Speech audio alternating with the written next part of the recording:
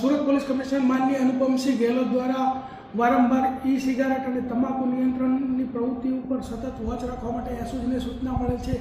તે અંતર્ગત 10/6/2025ના રોજ ભૂલકા ભવન સ્કૂલ જે છે અડાજણની એની સામેના ભાગમાં મહાન ટેરેસ કોમ્પ્લેક્સ ફ્લેટ નંબર 904ની અંદર એક એવી માહિતી મળી કે ત્યાં ઈ સિગરેટનો બસ મોટો જથ્થો ત્યાં પડ્યો છે.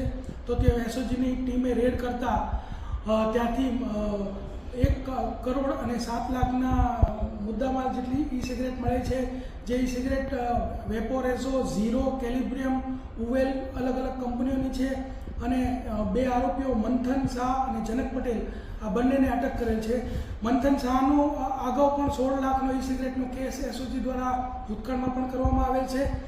તેમજ જનક પટેલ જે છે એને મંથન શાહે જ 1.5 વર્ષ પહેલાં દિલ્હીથી આ માલ લાવી અને જનક પટેલને પણ વેચાણ માટે આપેલો હતો. બંને જણા પકડાઈ ગયેલ છે અને 1 કરોડ અને 7 લાખનો મુદ્દામાલ પણ ઝડપેલ છે.